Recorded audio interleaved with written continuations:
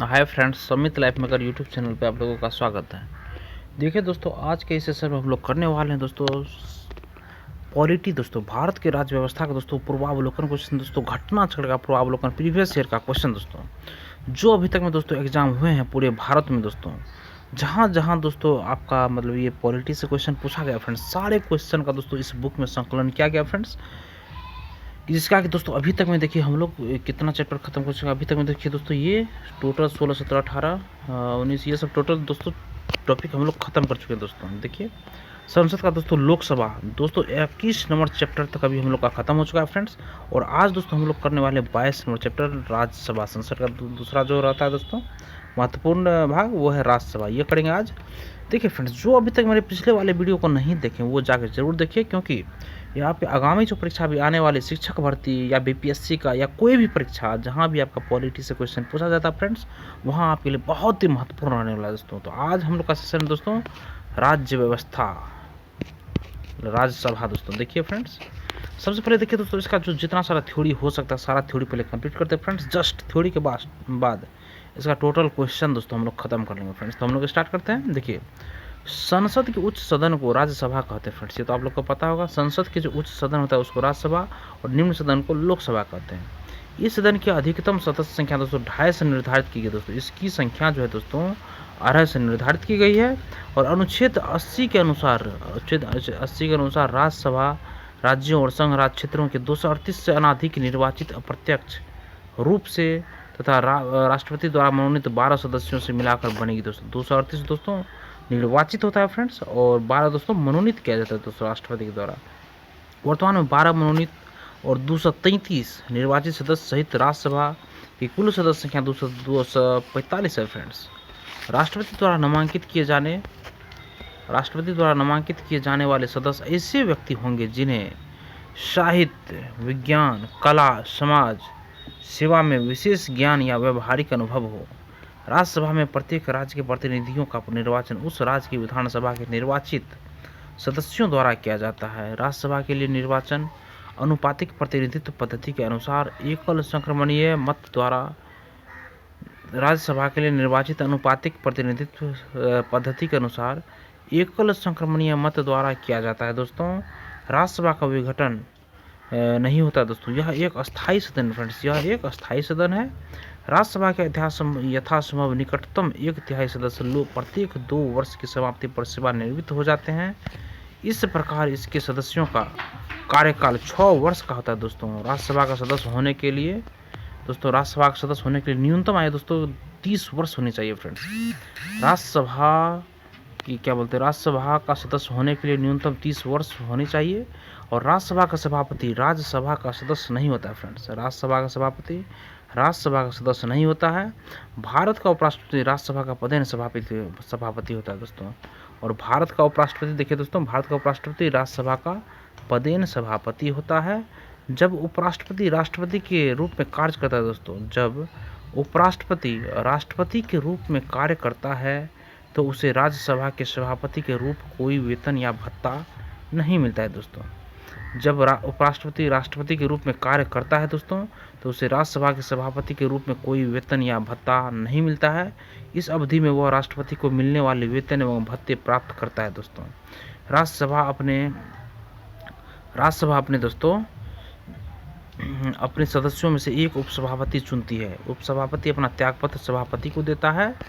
उपसभापति को राज्यसभा बहुमत से पद से हटा सकती है दोस्तों। उपसभापति को राज्यसभा बहुमत से हटा सकती है। जब सभापति का पद रिक्त हो तो उपसभापति उस पद के कर्तव्यों का पालन करेगा। जब उपराष्ट्रपति को उसके पद से हटाने का कोई संकल्प विचाराधीन हो तब वह सभापति के रूप में पीठासीन नहीं होंगे फ्रेंड्स। राज्यसभा में राज्यों को प्रतिनिधित्व उनकी जनसंख्या के अनुपात में दिया गया दोस्तों। वर्ष 2003 में लोक प्रतिनिधित्व अधिनियम 1951 में संशोधन के माध्यम से यह व्यवस्था की गई कि कोई भी व्यक्ति राज्यसभा के लिए कहीं से भी चुनाव लड़ सकता है, चाहे वह किसी भी राज्य के संसदीय क्षेत्र का पंजीकृत मतदाता हो। अनुच्छेद 312 के तहत अखिल भारतीय सेवाओं का सृजन राज्यसभा की एकांकिक शक्ति है दोस्तों। अनुच्छेद 312 के तहत अखिल भारतीय सेवाओं का सृजन राज्यसभा की एकांकिक शक्ति है। और भारत के संघ राज्य क्षेत्रों में से मात्र 3 दिल्ली, पुदुचेरी तथा जम्मू कश्मीर, दिल्ली, पुदुचेरी, जम्मू कश्मीर संघ राज्य क्षेत्रों के प्रतिनिधित्व राज्यसभा में शामिल होते हैं दोस्तों। भारतीय संविधान की चौथी अनुसूची में राज्यसभा के लिए राज्यों व संघ राज्य क्षेत्रों में सीटों के आवंटन का प्रावधान उल्लिखित है दोस्तों। भारतीय संविधान की चौथी अनुसूची में राज्यसभा के लिए राज्यों व संघ राज्य क्षेत्रों में सीटों के आवंटन का प्रावधान उल्लिखित है। और संविधान के अनुच्छेद 249 के तहत यदि राज्यसभा अपने उपस्थित एवं मत देने वाले सदस्यों के कम से कम दो तिहाई बहुमत से ऐसा संकल्प पारित करे कि राज्य सूची के किसी विषय पर विधि बनाना राष्ट्रीय हित में आवश्यक है, तो संसद उस विषय पर विधि बना सकती है, परंतु यह प्रस्ताव 1 वर्ष से अधिक समय तक अस्तित्व में नहीं रह सकता है। अनुच्छेद 250 के अनुसार फ्रेंड्स, अनुच्छेद 250 के अनुसार 250 के अनुसार आपातकाल की स्थिति में संसद को राज्य सूची में उल्लिखित किसी भी विषय के संबंध में भारत के संपूर्ण राज्य क्षेत्र या उसके किसी भाग के लिए कानून बनाने की शक्ति होती है, परंतु आपातकाल की समाप्ति के पश्चात 6 माह की अवधि से अधिक यह प्रावधान प्रभावी नहीं रहता है दोस्तों। अनुच्छेद 252 के अनुसार दोस्तों 2 या 2 से अधिक राज्यों के विधानमंडल एक प्रस्ताव पारित कर यदि संसद से अनुरोध करे कि राज्य सूची के विषय पर संसद द्वारा कानून बनाया जाए। देखिए फ्रेंड्स क्या बोल रहा है, अनुच्छेद 252 के अनुसार ये 2 या 2 से अधिक राज्यों के विधानमंडल एक प्रस्ताव पारित कर यदि संसद से अनुरोध करे कि राज्य सूची के विषयों पर संसद द्वारा कानून बनाया जाए, तो संसद उन राज्यों के संदर्भ में उन विषयों पर कानून बना सकती है। अनुच्छेद 253 के अनुसार संसद को किसी अन्य देश या देश के साथ संधि अथवा समझौते को लागू करने के उद्देश्य से किसी भी विषय पर कानून बनाने का अधिकार है फ्रेंड्स। देखिए दोस्तों, अब हम लोग का थ्योरी खत्म हो चुका है फ्रेंड्स। अब हम लोग इसके क्वेश्चन पे आते हैं दोस्तों। देखिए फर्स्ट क्वेश्चन है, राज्यसभा के निश्चित सदस्य संख्या दोस्तों, राज्यसभा की निश्चित सदस्य संख्या कितनी है दोस्तों, तो 250 है फ्रेंड्स, 250 है।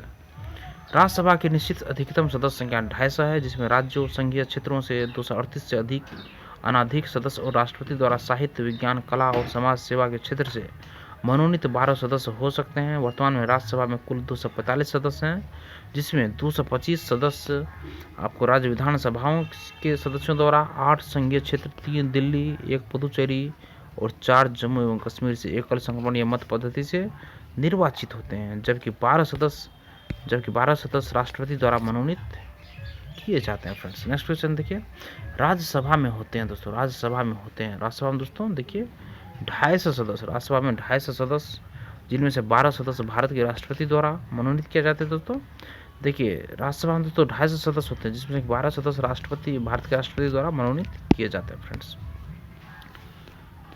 नेक्स्ट क्वेश्चन है फ्रेंड्स, देखिए संविधान के अनुच्छेद 80 के 1 के तहत, संविधान के अनुच्छेद 180 के उपखंड क एवं ख के अनुसार राज्यों के और संघ राज्य क्षेत्रों के 238 से अनधिक प्रतिनिधियों तथा राष्ट्रपति द्वारा नाम निर्देशित किए जाने वाले 12 सदस्यों से मिलकर राज्यसभा बनेगी दोस्तों। नेक्स्ट क्वेश्चन फ्रेंड्स देखिए, राज्यसभा में राज्यों का प्रतिनिधित्व निम्नलिखित में से किस आधार पर किया जाता है दोस्तों, तो उनकी जनसंख्या के अनुपात में स्थान दोस्तों। देखिए राज्यसभा में राज्यों का प्रतिनिधित्व निम्नलिखित में से किस आधार पर किया जाता है दोस्तों, तो उनकी जनसंख्या के अनुपात में स्थान दोस्तों, उनकी जनसंख्या के अनुपात में दोस्तों स्थान।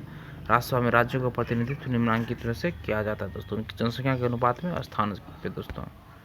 देखिए दोस्तों, राज्यसभा में राज्यों और संघ राज्य क्षेत्रों को प्रतिनिधित्व उनकी जनसंख्या के अनुपात में किया जाता है। इस प्रकार किस राज्य से कि राज्यसभा में कितनी सीटें होंगी उसका निर्धारण संविधान की चौथी अनुसूची में कर दिया गया दोस्तों। नेक्स्ट क्वेश्चन फ्रेंड्स, निम्नलिखित कथनों पर विचार कीजिए कि इनमें से कौन सा कथन दोस्तों सही होगा। तो देखिए दोस्तों, इसमें से दिया हुआ है दोस्तों, इनमें से कोई भी कथन सही नहीं होगा दोस्तों। नेक्स्ट क्वेश्चन देखिए दोस्तों, संघ राज्य, इसका सोल्यूशन देख लीजिए। संघ राज्य क्षेत्रों का राज्यसभा में प्रतिनिधित्व होता है। दिल्ली के लिए 3, पुदुचेरी के लिए 1 तथा जम्मू एवं कश्मीर के लिए 4 राज्यसभा सीटें हैं। निर्वाचन संबंधित झगड़ों का निर्णय करना न्यायपालिका के अधिकार के क्षेत्र में आता है। संविधान के अनुच्छेद 79 के अनुसार संसद के 3 अंग राष्ट्रपति, लोकसभा और राज्यसभा है। राज्यसभा के सदस्य चुने जाते हैं दोस्तों राज्यों की विधानसभाओं से। राज्यसभा के सदस्य चुने जाते हैं फ्रेंड्स राज्यों की विधानसभाओं से चुने जाते हैं फ्रेंड्स। ठीक है फ्रेंड्स, अनुच्छेद 80 के 4 के अनुसार राज्यसभा के सदस्य राज्य विधानसभाओं के निर्वाचित सदस्यों द्वारा अनुपातिक प्रतिनिधित्व पद्धति के आधार पर एकल संक्रमणीय मत द्वारा चुने जाते हैं, अनुच्छेद 80 के 4 के अनुसार दोस्तों। नेक्स्ट क्वेश्चन है देखिए, निम्नलिखित में राज्यसभा के विषय में कौन सही है दोस्तों, कौन सा सही है दोस्तों, तो देखिए फ्रेंड्स 1 और 3 सही होगा दोस्तों। यह भंग नहीं की जा सकती दोस्तों, यह भंग नहीं की जा सकती दोस्तों। निम्नलिखित में से राज्यसभा के विषय में कौन सही है दोस्तों? तो 1 नंबर देखिए दोस्तों, यह भंग नहीं की जा सकती दोस्तों। और 3 में दोस्तों देखिए, प्रत्येक 2 वर्ष के बाद इसकी 1/3 सदस्यों का कार्यकाल समाप्त हो जाता है दोस्तों। ये ऑप्शन 1 और 3 सही है फ्रेंड्स, 1 और 3 दोस्तों सही है। देखिए दोस्तों, राज्यसभा एक स्थायी सदन है, इसे भंग नहीं किया जा सकता है। इसके सदस्यों का कार्यकाल 6 वर्ष तक का होता है। प्रत्येक 2 वर्ष बाद इसके 1/3 सदस्यों का कार्यकाल समाप्त हो जाता है। इसके सदस्यों की आयु कम से कम 30 वर्ष होनी चाहिए दोस्तों। नेक्स्ट क्वेश्चन देखिए, नीचे 2 कथन दिए गए हैं, एक को अभिकथन ए तथा दूसरे को कथन कारण आर कहा गया है। अभिकथन ए राज्यसभा का विघटन नहीं होता है, कारण आर उसके यथासंभव 1/3 सदस्य हर दूसरे वर्ष सेवानिवृत्त हो जाते हैं दोस्तों। ठीक है फ्रेंड्स, इसका ऑप्शन और कारण दोनों सही है दोस्तों, और सही व्याख्या भी कर रहा है, तो ऑप्शन नंबर ए सही होगा फ्रेंड्स। नेक्स्ट देखिए दोस्तों, राज्यसभा के सदस्य का कार्यकाल कितने वर्ष का होता है दोस्तों? तो कार्यकाल दोस्तों 6 वर्ष का होता है फ्रेंड्स। देखिए फ्रेंड्स, अनुच्छेद 83 के 1 के अनुसार, अनुच्छेद 83 के 1 के अनुसार दोस्तों, राज्यसभा का विघटन नहीं होगा, अर्थात यह एक अस्थायी सदन है दोस्तों। यह एक अस्थायी सदन है। राज्यसभा के सदस्यों का कार्यकाल 6 वर्ष होता है। इसके यथासंभव निकटतम 1/3 सदस्य प्रत्येक 2 वर्ष की समाप्ति पर सेवानिवृत्त हो जाते हैं दोस्तों। नेक्स्ट क्वेश्चन है, राज्यसभा के संदर्भ में निम्नलिखित में से कौन सा कथन सही है दोस्तों? देखिए फ्रेंड्स, इसका ऑप्शन नंबर 1 सही हुआ दोस्तों। इसके 1/3 सदस्य प्रति 2 वर्ष में अवकाश प्राप्त करते हैं दोस्तों। नेक्स्ट क्वेश्चन दोस्तों, राज्यसभा के सदस्य चुने जाते हैं दोस्तों। राज्यसभा के सदस्य चुने जाते हैं 6 वर्ष के लिए चुने जाते हैं दोस्तों, 6 वर्ष के लिए चुने जाते हैं फ्रेंड्स। राज्यसभा को अस्थायी सदन कहते हैं क्योंकि, ऑप्शन नंबर देखिए दोस्तों, इसका बी सही होगा, इसे विघटित नहीं किया जा सकता, इसे विघटित नहीं किया जा सकता फ्रेंड्स। नेक्स्ट क्वेश्चन देखिए, हमारे संविधान के अनुसार राज्यसभा का कार्यकाल कितना होता है दोस्तों? तो समाप्त होने का विषय है ही नहीं दोस्तों राज्यसभा का। देखिए फ्रेंड्स, नेक्स्ट क्वेश्चन है, राज्यसभा को भंग करने का अधिकार किसे प्राप्त है फ्रेंड्स? तो उपयुक्त में से किसी को भी दोस्तों अधिकार नहीं है दोस्तों कि वो राज्यसभा को भंग कर सकता है। नेक्स्ट क्वेश्चन फ्रेंड्स देखिए, राज्यसभा से संबंधित निम्नलिखित कथनों में से कौन सा एक सही है दोस्तों? तो कौन सा एक सही है दोस्तों? तो देखिए फर्स्ट में देखिए, राज्यसभा का विघटन नहीं होता, बिल्कुल सही है दोस्तों, इसका विघटन कभी भी नहीं होता दोस्तों, यही तो सही है फ्रेंड्स। देखिए, राज्यसभा अस्थायी सदन है, इसका विघटन नहीं होता है। इसके सदस्यों का कार्यकाल 6 वर्ष होता है तथा 1/3 सदस्यों का निर्वाचन प्रत्येक 2 वर्ष पर होता है। साथ ही उपराष्ट्रपति राज्यसभा का पदेन सभापति होता है तथा मान्यवादी को संसद के दोनों सदनों में बोलने का अधिकार है दोस्तों। नेक्स्ट क्वेश्चन है, राज्यसभा कैसे भंग होती है दोस्तों? राज्यसभा कैसे भंग होती है दोस्तों? तो ऑप्शन देखिए फ्रेंड्स, इसका डी नंबर ऑप्शन दोस्तों गलत है दोस्तों। राज्यसभा कैसे भंग होती है? तो ऑप्शन नंबर डी देखिए दोस्तों, उपयुक्त में से कोई नहीं। देखिए फ्रेंड्स, नेक्स्ट है दोस्तों, राज्यसभा किसके द्वारा भंग की जा सकती है दोस्तों? तो देखिए दोस्तों, उपयुक्त में से कोई भी दोस्तों, राज्यसभा को कभी भी हम लोग भंग कर ही नहीं सकते दोस्तों। देखिए दोस्तों, राष्ट्रपति द्वारा राज्यसभा में कितने व्यक्ति मनोनीत किए जाते हैं दोस्तों? तो 12 व्यक्ति दोस्तों मनोनीत किए जाते हैं दोस्तों।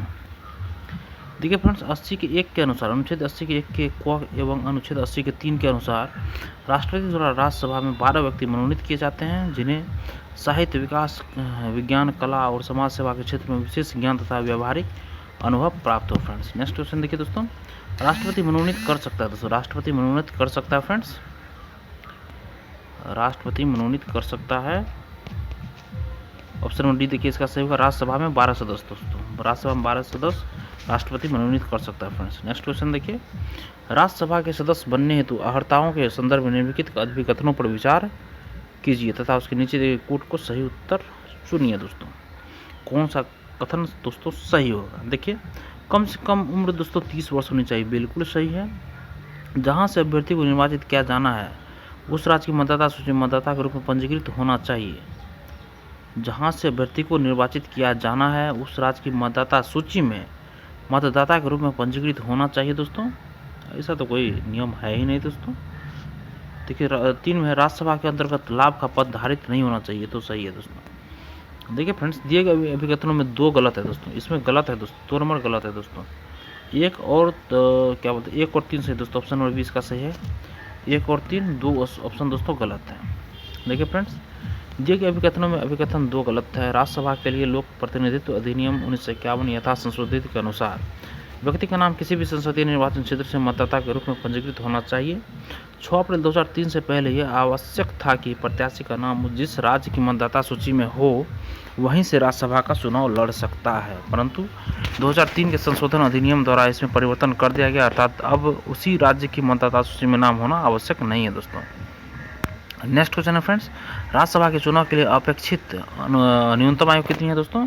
तो 30 वर्ष है दोस्तों, 30 वर्ष। भारत की संसद राष्ट्रपति और दोनों सदनों से मिलकर बनती है। निचले सदन को लोकसभा तथा उस सदन को राज्यसभा कहते हैं। राज्यसभा के निर्वाचन की न्यूनतम आयु 30 वर्ष है फ्रेंड्स। नेक्स्ट क्वेश्चन फ्रेंड्स, प्रथम अभिनेत्री जो राज्यसभा के लिए नामांकित की गई थी दोस्तों, कौन थी? तो नरगिस दत्त थी फ्रेंड्स, नरगिस दत्त। देखिए फ्रेंड्स, भारत की प्रथम अभिनेत्री जिन्हें राज्यसभा के लिए नामांकित किया गया नरगिस दत्त थी। उनका कार्यकाल 3 अप्रैल 1980 से 3 मई 1981 तक रहा। जयललिता जयराम AIADMK की राज्यसभा सदस्या थी जो 3 अप्रैल 1984 से 28 जनवरी 1989 तक अपने पद पर रही दोस्तों। वैजयंती माला बाली 27 अगस्त 1993 से 26 अगस्त 1999 तक राज्यसभा के लिए नामांकित सदस्यों में थी। देविका रानी चौधरी वर्ष 1969 में प्रथम दादा साहेब फाल्के पुरस्कार प्राप्त करने वाली अभिनेत्री थी दोस्तों। नेक्स्ट क्वेश्चन फ्रेंड्स, देखिए निम्नलिखित में से कौन सा एक कथन राज्य सूची के विषय के संबंध में विधि बनाने की संसद की शक्ति के बारे में सही नहीं है फ्रेंड्स? कौन सा दोस्तों? तो देखिए दोस्तों, ऑप्शन नंबर इसका डी देखिए फ्रेंड्स, राज्य सूची में सम्मिलित विषय के संबंध में राष्ट्रहित में विधि केवल राज्यसभा बना सकती है दोस्तों। ये ऑप्शन गलत है फ्रेंड्स। ABC दोस्तों इसका ऑप्शन सही होगा। देखिए ABC में क्या है फ्रेंड्स, ए में राज्यसभा को घोषित करना होगा कि ऐसा करना राष्ट्रीय हित में है। बी में राज्यसभा को उपस्थित होने और मत देने वाले सदस्यों में से कम 2/3 सदस्यों द्वारा समर्थित संकल्प पारित करना होगा। सी में ऐसा विधि संपूर्ण भारत या किसी भाग के लिए बनाई जा सकती है फ्रेंड्स। देखिए दोस्तों, संविधान के अनुच्छेद 249 के तहत यदि राज्यसभा अपने उपस्थित एवं मत देने वाले सदस्यों के कम से कम 2/3 बहुमत से ऐसा संकल्प पारित करे कि राज्य सूची के किसी विषय पर विधि बनाना राष्ट्रीय हित में आवश्यक है, तो संसद उस विषय पर विधि बना सकती है। साथ ही ऐसी विधि संपूर्ण भारत या उसके किसी भाग के लिए बनाई जा सकती है। राज्य सूची में सम्मिलित विषय पर राष्ट्रीय हित में विधि राज्यसभा द्वारा प्रस्ताव पारित होने के उपरांत संसद बनाती है, न कि केवल राज्यसभा दोस्तों। नेक्स्ट क्वेश्चन फ्रेंड्स, राष्ट्र हित में भारत की संसद राज्य सूची के किसी भी विषय पर विधिक शक्ति प्राप्त कर लेती है यदि उसके लिए एक संकल्प जैसे ऑप्शन नंबर डी, राज्यसभा द्वारा अपने उपस्थित एवं मत देने वाले सदस्यों के कम से कम 2/3 बहुमत से पारित कर दिया जाए दोस्तों। राज्यसभा द्वारा अपने उपस्थित एवं मत देने वाले सदस्यों के कम से कम 2/3 बहुमत से पारित कर दिया जाए। ऑप्शन नंबर डी सही होगा दोस्तों। देखिए क्या था, राष्ट्रहित में भारत की संसद राज्य सूची के किसी भी विषय पर विधिक शक्ति प्राप्त कर लेती है यदि उसके लिए एक संकल्प राज्यसभा द्वारा अपने उपस्थित एवं मत देने वाले सदस्यों के कम से कम 2/3 बहुमत से पारित कर लिया जाए। नेक्स्ट क्वेश्चन फ्रेंड्स, भारतीय संविधान का कौन सा अनुच्छेद संसद को राज्य सूची के विषय पर कानून बनाने के लिए शक्ति प्रदान करता है दोस्तों? तो अनुच्छेद 249 फ्रेंड्स। देखिए भारतीय संविधान का कौन सा अनुच्छेद संसद को राज्य सूची के विषय पर कानून बनाने के लिए शक्ति प्रदान करता है दोस्तों? देखिए फ्रेंड्स, ये है अनुच्छेद 249 फ्रेंड्स। नेक्स्ट क्वेश्चन फ्रेंड्स, देखिए निम्नलिखित कथन पर विचार कीजिए। राज्यसभा में धन विधेयक को या तो अस्वीकार करने या संशोधित करने की कोई शक्ति निहित नहीं है दोस्तों। और 2 में राज्यसभा अनुदानों की मांगों पर मतदान नहीं कर सकती है। 3 में है दोस्तों, राज्यसभा में वार्षिक वित्तीय विवरण पर चर्चा नहीं हो सकती है दोस्तों। इनमें से दोस्तों कथन 1 और 2 सही है दोस्तों, 1 और 2 सही है फ्रेंड्स। ऑप्शन नंबर बी देखिए सही होगा। राज्यसभा में धन विधेयक को या तो अस्वीकार करने या संशोधित करने की कोई शक्ति निहित नहीं दोस्तों राज्यसभा में।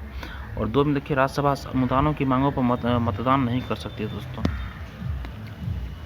देखिए फ्रेंड्स, अनुच्छेद 109 के अनुसार धन विधेयक केवल लोकसभा में प्रस्तुत किए जा सकते हैं। लोकसभा द्वारा धन विधेयक पारित किए जाने के पश्चात राज्यसभा में उसकी सिफारिशों हेतु प्रेषित किया जाता है, जिसे राज्यसभा 14 दिनों के भीतर अपनी सिफारिशों सहित लोकसभा को लौटा देती है। परंतु लोकसभा राज्यसभा की किसी सिफारिश को मानने या न मानने हेतु स्वतंत्र है। यदि राज्यसभा 14 दिनों के भीतर धन विधेयक लोकसभा को वापस नहीं करती है तो उसे उसी रूप में दोनों सदनों द्वारा पारित माना जाएगा। अतः राज्यसभा को धन विधेयक में संशोधन या अस्वीकार करने की कोई शक्ति प्राप्त नहीं है। संविधान के अनुच्छेद 113 के 2 के अनुसार अनुदान मांगे लोकसभा में रखी जाएंगी तथा उसे ही उस पर मतदान का अधिकार होता है। अनुच्छेद 112 के अनुसार वार्षिक वित्तीय विवरण राष्ट्रपति द्वारा प्रत्येक वित्तीय वर्ष के संबंध में दोनों सदनों के समक्ष प्रस्तुत भारत सरकार की प्राप्तियों एवं व्यय का विवरण होता है, जिस पर दोनों सदनों में साधारण चर्चा होती है दोस्तों। नेक्स्ट क्वेश्चन फ्रेंड्स, निम्नलिखित पर विचार कीजिए कि इनमें से कौन सा कथन दोस्तों सही होगा दोस्तों। देखिए फ्रेंड्स, कथन है, देखिए दोस्तों कथन बोल रहा है किसी धन विधेयक के लोकसभा द्वारा पारित किए जाने और राज्यसभा को पारित किए जाने के बाद राज्यसभा की सिफारिशों लोकसभा द्वारा सिफारिशों की प्राप्ति के 14 दिन के अंदर अनिवार्यतः स्वीकार की जानी होती है और तत्पश्चात उन्हें विधेयक में अंगीकृत किया जाना होता है। दोस्तों ये गलत है फ्रेंड्स। बी में देखिए, कार्य धन विधेयक राज्यसभा में पेश नहीं किया जा सकता। नीचे दिए गए कोट सही उत्तर चुनिए। धन विधेयक राज्यसभा में पेश नहीं किया जा सकता, ये तो दोस्तों गलत है। हाँ, विधेयक में पेश नहीं किया जा सकता दोस्तों ये सबसे पहले धन विधेयक दोस्तों लोकसभा में पेश किया जाता है फ्रेंड्स। तो ऑप्शन नंबर देखिए दोस्तों, ऑप्शन नंबर डी सही है, ये गलत है, परंतु दोस्तों आर इसका सही है फ्रेंड्स।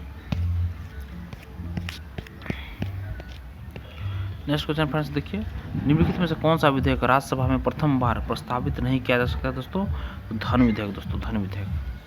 नेक्स्ट है दोस्तों, राज्यसभा किसी धन विधेयक में सारभूत संशोधन करती है तो तत्पश्चात क्या होगा फ्रेंड्स। तो देखिए दोस्तों ऑप्शन नंबर ए सही होगा, लोकसभा राज्यसभा के अनुशंसाओं को स्वीकार करे या अस्वीकार करे इस विधेयक पर आगे कार्रवाई कर सकती है दोस्तों।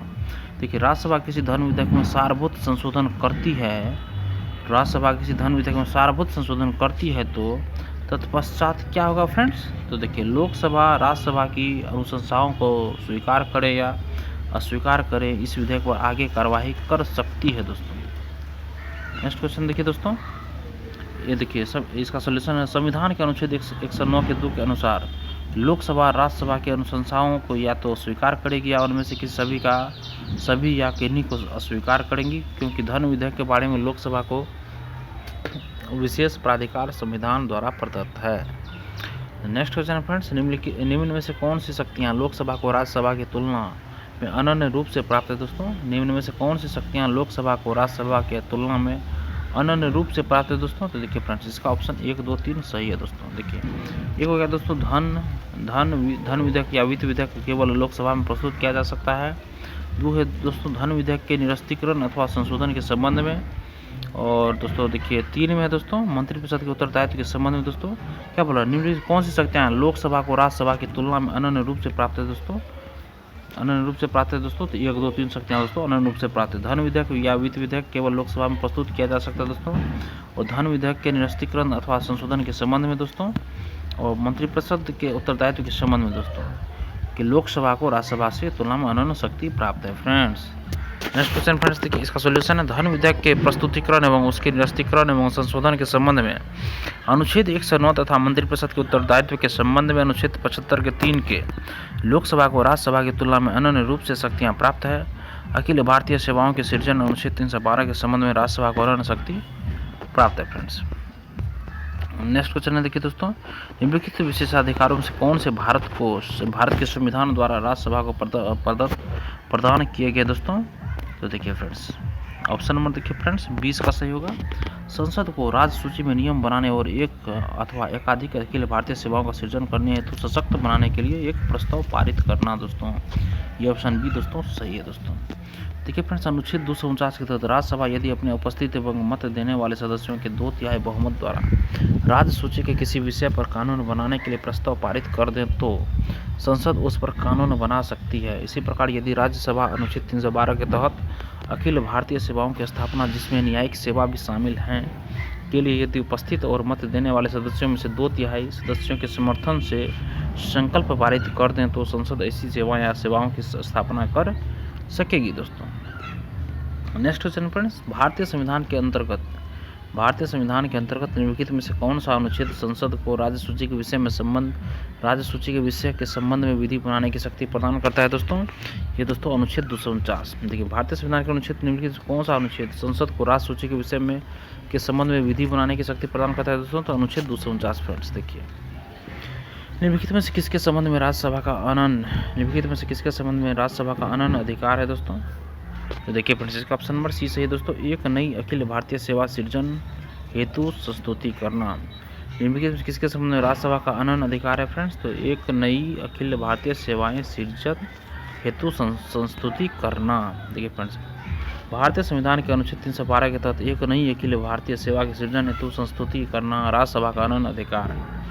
इस अनुच्छेद के अनुसार राज्यसभा अखिल भारतीय सेवाओं, जिनके अंतर्गत अखिल भारतीय न्यायिक सेवा है, के लिए यदि उपस्थित और मत देने वाले सदस्यों में से 2/3 सदस्यों के समर्थन से संकल्प पारित कर दें तो संसद ऐसी सेवा या सेवाओं की स्थापना कर सकेगी। दोस्तों नेक्स्ट क्वेश्चन फ्रेंड्स, निम्नलिखित में से कौन राज्यसभा के एकांकिक शक्ति के अंतर्गत आता है। दोस्तों निम्नलिखित में कौन सा राज्यसभा की एकांकिक शक्ति के अंतर्गत आता है। दोस्तों तो ऑप्शन इसका सही होगा एक नई अखिल भारतीय सेवाओं का सृजन। दोस्तों ये राज्यसभा के एकांकिक शक्ति के अंतर्गत आता है। फ्रेंड्स देखिए नेक्स्ट क्वेश्चन है, राज्यसभा की लोकसभा के समान शक्तियां किस क्षेत्र में है। दोस्तों ऑप्शन बी सही है। दोस्तों संविधान में संशोधन करने के विषय में। दोस्तों राज्यसभा की लोकसभा की समान शक्तियां हैं दोस्तों संविधान में संशोधन करने की विषय में। दोस्तों देखिए फ्रेंड्स, दिए गए विकल्पों में राज्यसभा की लोकसभा की समान शक्तियां संविधान में संशोधन करने के विषय में है। संविधान संशोधन हेतु विधेयक चाहे किसी भी सदन में प्रस्तुत किया जाए, परंतु उसे दोनों सदनों से पृथक पृथक पारित होना अनिवार्य है। नई अखिल भारतीय सेवाएं गठित करने के विषय में अनुच्छेद 312 के अंतर्गत राज्यसभा को अत्यंतिक शक्ति प्राप्त है। सरकार को हटाने के विषय में लोकसभा को ही शक्तियाँ प्राप्त है, क्योंकि मंत्रिपरिषद सामूहिक रूप से लोकसभा के प्रति उत्तरदायी होती है। कटौती प्रस्ताव प्रस्तुत करने के विषय में भी लोकसभा को अधिक शक्तियां प्राप्त है। दोस्तों देखिए फ्रेंड्स, अगला क्वेश्चन, यदि सरकार राज्यसभा में पराजित हो जाए तो क्या होता है। तो देखिए दोस्तों उपयुक्त में से कुछ नहीं होता है। दोस्तों कुछ नहीं होता है। दोस्तों देखिए दोस्तों, प्रधानमंत्री त्यागपत्र देता है, बिल्कुल नहीं। दोस्तों संसद भंग होता है, बिल्कुल नहीं। राष्ट्रपति शासन लागू होता है, बिल्कुल भी नहीं। दोस्तों देखिए, यदि सरकार राज्यसभा में पराजित हो जाए तो सरकार के ऊपर कोई प्रभाव नहीं पड़ता है, क्योंकि अनुच्छेद 75 के 3 के अनुसार सरकार लोकसभा के प्रति सामूहिक रूप से उत्तरदायी होती है। नेक्स्ट क्वेश्चन फ्रेंड्स, निम्नलिखित कथनों में से कौन एक भारत के संविधान की 4थी अनुसूची को सही वर्णित करता है। दोस्तों तो देखिए दोस्तों, इसका ऑप्शन नंबर डी सही होगा। दोस्तों इसमें राज्यसभा में स्थानों का आवंटन है। इसमें राज्यसभा में स्थानों का आवंटन है फ्रेंड्स। इसमें राज्यसभा में स्थानों का आवंटन है फ्रेंड्स। देखिए दोस्तों, 4थी अनुसूची में राज्यसभा में राज्यों के लिए अलग अलग स्थानों का आवंटन है। संघ एवं राज्यों के बीच शक्तियों का वितरण। देखिए 4थी अनुसूची में राज्यसभा में राज्यों के लिए अलग अलग स्थानों का आवंटन है। संघ एवं राज्यों के बीच शक्तियों का विवरण 7वीं अनुसूची में। भाषाएं 8वीं अनुसूची में है। जनजातीय क्षेत्रों के प्रशासन संबंधी प्रावधान 5वीं और 6ठी अनुसूची में। दोस्तों देखिए दोस्तों, नेक्स्ट क्वेश्चन है, देखिए निम्नलिखित राज्य युग्मों में से किसी राज्यसभा में समान प्रतिनिधित्व प्राप्त है। दोस्तों किसे राज्यसभा में समान प्रतिनिधित्व प्राप्त है। फ्रेंड्स देखिए, प्रश्नकाल में आंध्र प्रदेश और तमिलनाडु को राज्यसभा में समान प्रतिनिधित्व प्राप्त था। वर्तमान में आंध्र प्रदेश के विभाजन के उपरांत आंध्र प्रदेश में राज्यसभा की 11 सीटें तथा तेलंगाना में 7 सीटें हैं, जबकि तमिलनाडु में 18 सीटें हैं। इसी प्रकार महाराष्ट्र में 19 और गुजरात में 11 एवं राजस्थान में 10 राज्यसभा सीटें हैं। वर्तमान में राज्यसभा का समान प्रतिनिधित्व वाले राज्य संघ राज्य क्षेत्रों के समूह हैं। आंध्र प्रदेश, गुजरात एवं मध्य प्रदेश 11 सीटें, आंध्र प्रदेश, गुजरात, मध्य प्रदेश 11 सीटें, उड़ीसा एवं राजस्थान 10 सीटें, बिहार एवं पश्चिम बंगाल 16 सीटें, छत्तीसगढ़ एवं हरियाणा 5 सीटें, पंजाब, असम एवं तेलंगाना 7 सीटें, उत्तराखंड, हिमाचल प्रदेश एवं एनसीटी दिल्ली 3 सीटें और अरुणाचल प्रदेश, गोवा, मणिपुर, मेघालय, मिजोरम, नागालैंड, सिक्किम, त्रिपुरा एवं पुदुचेरी प्रत्येक में 1 सीट। दोस्तों नेक्स्ट देखिए फ्रेंड्स, राज्यसभा में उत्तर प्रदेश को आवंटित स्थान निम्न में से किन राज्यों को आवंटित स्थानों का योग है। दोस्तों तो देखिए फ्रेंड्स, इसका ऑप्शन हो जाएगा, देखिए राज्यसभा में उत्तर प्रदेश को आवंटित स्थान निम्न में से किन राज्यों को आवंटित स्थानों का योग है। दोस्तों देखिए फ्रेंड्स, आंध्र प्रदेश का 11, पूर्व में 18 था। दोस्तों मध्य प्रदेश में 11, पूर्व में 16 था। दोस्तों तमिलनाडु में 18 है, बिहार में 16 है, गुजरात में 11 है, महाराष्ट्र में 19 है, उत्तर प्रदेश में 31, पूर्व में 31 था। दोस्तों उत्तर प्रदेश में अभी 31 है, पश्चिम बंगाल में 16 है, कर्नाटक में 12 है। दोस्तों इस पर उत्तर प्रदेश 34 सीट से उत्तराखंड बन जाते हैं। कारण उत्तर प्रदेश में राज्यसभा में सीटों की संख्या 31 है। मध्य प्रदेश से छत्तीसगढ़ बन जाने से सीटों की संख्या यहाँ घटकर 16 से 11 रह गई है। बिहार 22 सीट से झारखंड बन जाने के कारण यहाँ सीटों की संख्या घटकर 16 रह गई है। तेलंगाना बनने के बाद आंध्र प्रदेश में 11 सीट तथा तेलंगाना में 7 सीटें हैं। चूँकि प्रश्न वर्ष 2000 का है, इसीलिए उस समय उत्तर प्रदेश में राज्यसभा की 34 सीटें थी, जो तत्कालीन आंध्र प्रदेश 18 तथा मध्य प्रदेश छत्तीसगढ़ के गठन के पूर्व की स्थिति के अनुसार 16 सीटों के योग के बराबर थी। दोस्तों नेक्स्ट क्वेश्चन फ्रेंड्स देखिए, नीचे कुछ राज्यों तथा राज्यसभा में उन्हें आवंटित सदस्य संख्या की सूची दी गई, इनमें से कौन सुमेलित नहीं है। फ्रेंड्स देखिए, मध्य प्रदेश 16, ये सुमेलित नहीं है। दोस्तों 11 है। दोस्तों तमिलनाडु 18 है, महाराष्ट्र 19 है, पश्चिम बंगाल 16 है फ्रेंड्स। देखिए दोस्तों, सूची फर्स्ट को सूची सेकंड से सम्मिलित कीजिए। राज्य और राज्यसभा में स्थान दोस्तों, देखिए फ्रेंड्स, आंध्र प्रदेश, महाराष्ट्र, कर्नाटक, पश्चिम बंगाल। पश्चिम बंगाल में दोस्तों देखिए 16 है, पश्चिम बंगाल में दोस्तों 16 है। तो डी का 4 देखिए कहाँ पे दोस्तों, डी का 4 दूगो में है। देखिए फ्रेंड्स, नेक्स्ट देखिए चलते हैं, इसमें तो फ्रेश करके नहीं दिया गया है। देखिए नेक्स्ट क्वेश्चन है 81 नंबर में है, सूची फर्स्ट और सूची सेकंड को सम्मिलित कीजिए तथा सूचियों के नीचे दिए गए गुट से सही उत्तर का चयन कीजिए। राज्य और राज्यसभा में प्रतिनिधित्व। देखिए फ्रेंड्स, इसका ऑप्शन कौन सा सही होगा दोस्तों, ऑप्शन इसका दोस्तों 1 नंबर सही होगा। वो राजस्थान में दोस्तों कितना है, 10 सीटें हैं, और गुजरात में दोस्तों कितना है, 11 सीटें हैं दोस्तों, और कर्नाटक में कितना दोस्तों, 12 सीटें हैं, और पंजाब में दोस्तों 7 सीटें हैं दोस्तों। देखिए दोस्तों, राजस्थान में 10, गुजरात में 11, कर्नाटक में 12, पंजाब में 7। नेक्स्ट फिर देखिए दोस्तों, सम्मिलित करना है राज्य और राज्यसभा के सदस्यों की संख्या दोस्तों। इसमें से कौन सा क्वेश्चन सही होगा दोस्तों, देखिए गुजरात में दोस्तों कितना सीट है, गुजरात में दोस्तों 11 है, कर्नाटक में 12 है फ्रेंड्स, और केरल में 9, और उड़ीसा में 10 दोस्तों। देखिए फ्रेंड्स, गुजरात में 11, कर्नाटक में 12, केरल में 9, उड़ीसा में 10। नेक्स्ट है, इसको भी सम्मिलित कीजिए दोस्तों। आंध्र प्रदेश में कितना है फ्रेंड्स, मतलब कौन सा सही सम्मिलित है फ्रेंड्स, तो आंध्र प्रदेश में 18 है दोस्तों, ये बिल्कुल सही है दोस्तों, और सब ऑप्शन दोस्तों गलत है फ्रेंड्स, सम्मिलित नहीं है दोस्तों, यही तो सम्मिलित नहीं दोस्तों, क्योंकि यहाँ पे 11 सीट है दोस्तों, 11 सीट है, और उड़ीसा में 10 है, तमिलनाडु में 18, महाराष्ट्र में 19 है दोस्तों। तो ऑप्शन नंबर ये गलत है दोस्तों। देखिए, अविभाजित आंध्र प्रदेश में राज्यसभा की सीटों की संख्या 18 थी, लेकिन आंध्र प्रदेश के विभाजन के पश्चात राज्यसभा में उसके लिए निर्धारित सीटों की संख्या 11 रहेगी तथा शेष 7 सीटें तेलंगाना को प्राप्त हुई है।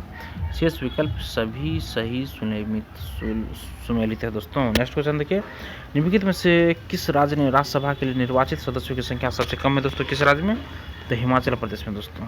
देखिए फ्रेंड्स, दिए गए राज्यों संघ राज्य क्षेत्रों में से राज्यसभा के लिए निर्वाचित होने वाले सदस्यों की संख्या इस प्रकार: छत्तीसगढ़ में 5, हिमाचल प्रदेश में 3, झारखंड में 6 एवं जम्मू कश्मीर में 4 दोस्तों। नेक्स्ट है, संघीय क्षेत्रों को प्रतिनिधित्व प्राप्त है दोस्तों, किसी से प्राप्त है, तो संसद के दोनों सदनों से प्राप्त है दोस्तों, संसद के दोनों सदनों से प्राप्त है। संघीय क्षेत्रों को प्रतिनिधित्व प्राप्त है दोस्तों, संघीय क्षेत्रों को प्रतिनिधित्व प्राप्त है तो संसद के दोनों सदनों में प्राप्त है दोस्तों। देखिए फ्रेंड्स, संसद के दोनों सदनों में संघीय क्षेत्रों का प्रतिनिधित्व प्राप्त है। राज्यसभा के सदस्यों की अधिकतम सदस्य संख्या 250 है। संघ राज्य क्षेत्र दिल्ली 3, पुदुचेरी 1 तथा जम्मू और कश्मीर 4 और राज्यसभा में प्रतिनिधित्व प्राप्त है। शेष संघीय क्षेत्रों को इसमें प्रतिनिधित्व नहीं प्राप्त है। लोकसभा में अधिकतम 20 सदस्य संघ राज्य क्षेत्रों का प्रतिनिधित्व कर सकते हैं दोस्तों। नेक्स्ट देखिए दोस्तों, 2 ऑप्शन है, इसमें कौन सा ऑप्शन दोस्तों सही है दोस्तों। देखिए फ्रेंड्स, इसका ऑप्शन नंबर 2 सही होगा। जब राष्ट्रपति के निर्वाचन में संसद के दोनों सदनों को मनोनीत सदनों को मतदान का कोई अधिकार नहीं होता, बिल्कुल सही दोस्तों। उनको राष्ट्रपति के निर्वाचन में मतदान का अधिकार होता है, बिल्कुल सही दोस्तों। राज्यसभा के सभापति या उपसभापति उस सदन के सदस्य नहीं होते दोस्तों, गलत दोस्तों, उस सदन के सदस्य होते हैं फ्रेंड्स। देखिए दोस्तों, अनुच्छेद 89 के 1 के अनुसार राज्यसभा का सभापति उपराष्ट्रपति होता है, जो कि सदन का सदस्य नहीं होता दोस्तों, परंतु अनुच्छेद 89 के 2 के अनुसार राज्यसभा का उपसभापति सदस्यों में से चुना जाता है, इसलिए कथन 1 गलत है। अनुच्छेद 54 के क के अनुसार राष्ट्रपति के निर्वाचन में संसद के दोनों सदनों के निर्वाचित सदस्य निर्वाचन गण में शामिल होते हैं, न कि मनोनीत सदस्य, जबकि अनुच्छेद 66 के 1 के अनुसार उपराष्ट्रपति के निर्वाचन में संसद के दोनों सदनों के सभी सदस्य भाग लेते हैं, इसलिए कथन 2 सही है फ्रेंड्स। नेक्स्ट